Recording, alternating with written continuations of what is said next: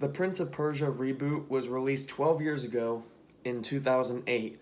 It was published by Ubisoft, and I'm just now reviewing it. I just now played through the whole thing.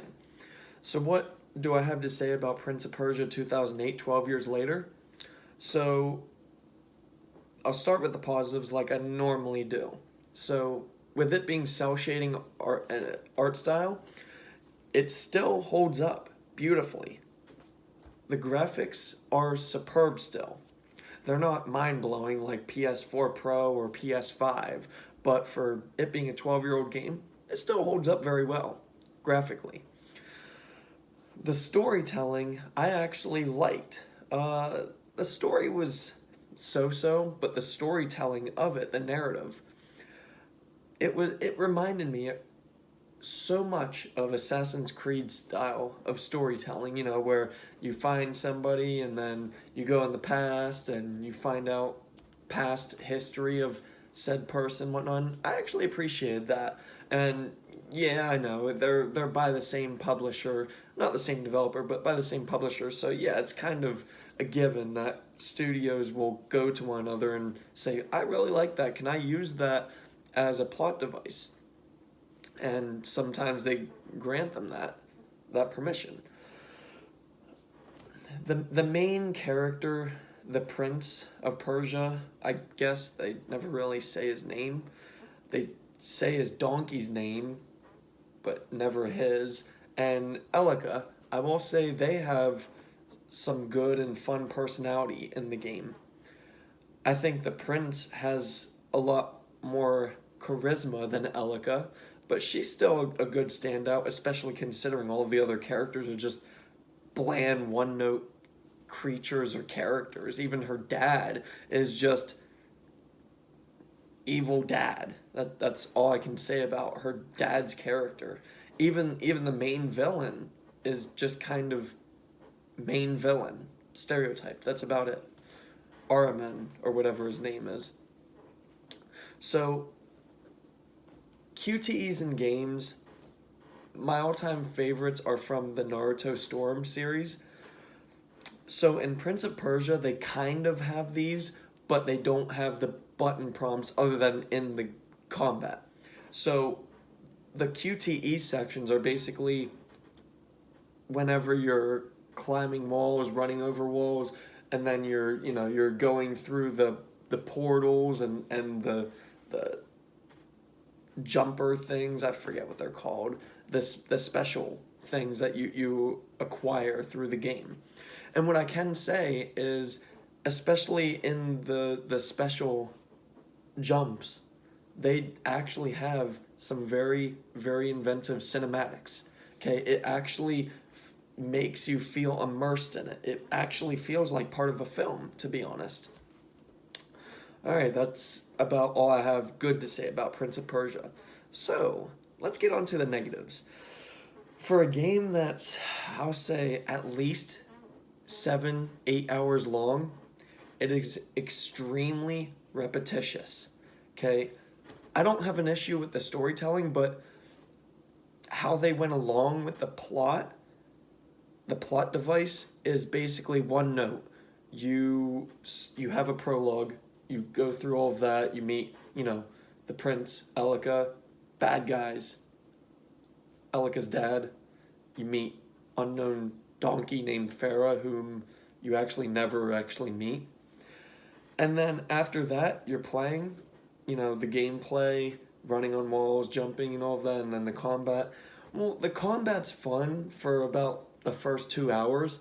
Then you find out it's pretty damn repetitious. And here's the biggest problem with the repetition in this game. It doesn't just stay at the combat. It's at least a 7-8 hour game that definitely overstays its welcome by like 3 or 4 hours, because it's basically go to this part of the world, do this, and then come back, but then go to this next part of the world, do literally the exact same thing, go back, and then third, and then fourth. And that's not everything, though.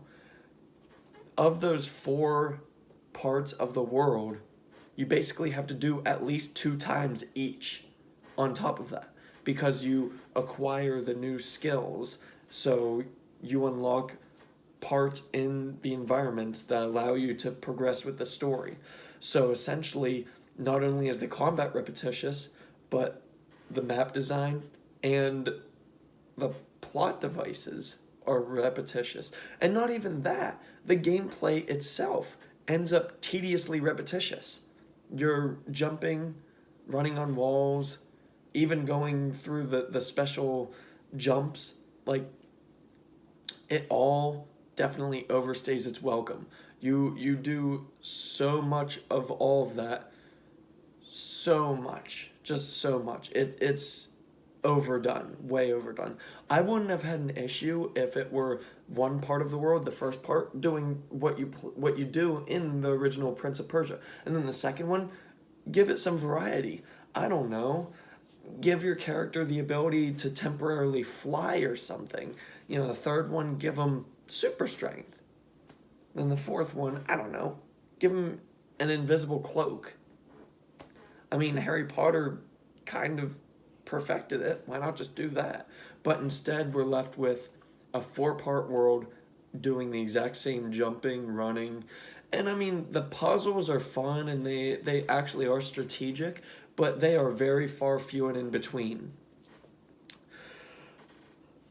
As much as I appreciate the beautiful graphics, I do have to say, especially by the end, I didn't notice it at the very beginning. About the first half of the game, I didn't notice it, but from the halfway point to the end, there's a lot more screen tearing that occurs that you do end up witnessing. And it's not really a game or mood killer, but it's just kind of, you see it and you're just like, cringe.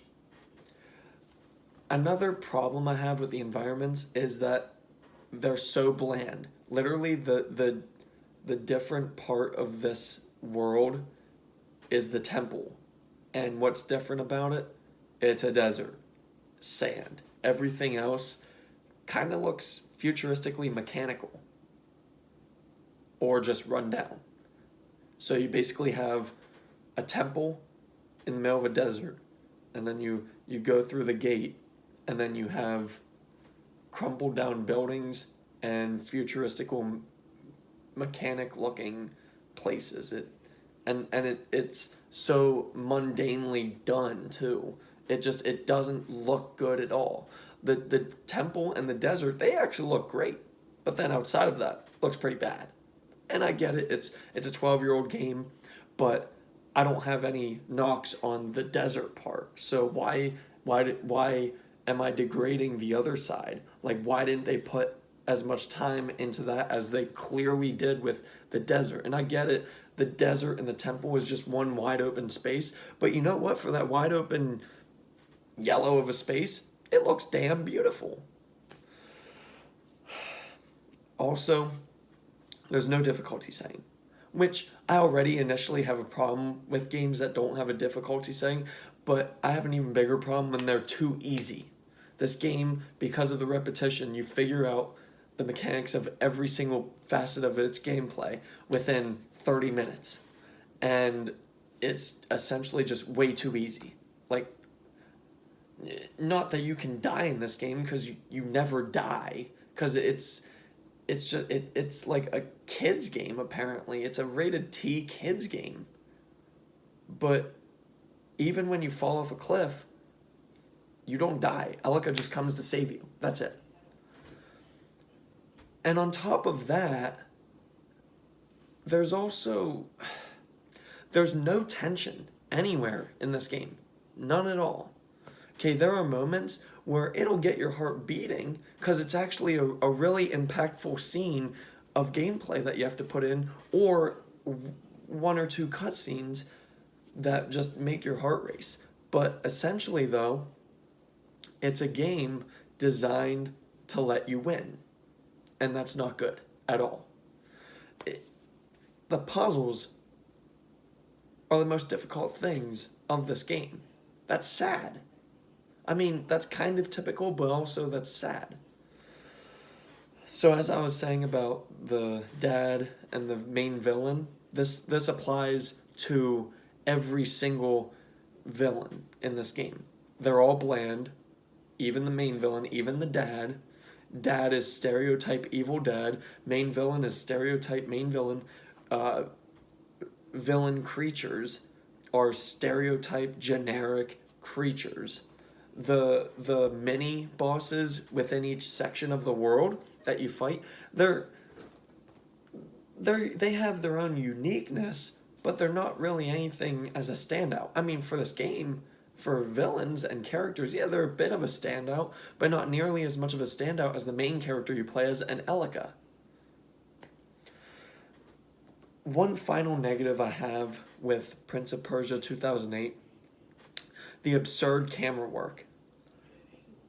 The biggest crime in this game is when you're doing the special jumps, like whenever you do the special skill and the green one is super speed everywhere on the walls and everything, that's fine and dandy. Give me some room to maneuver the camera. It doesn't.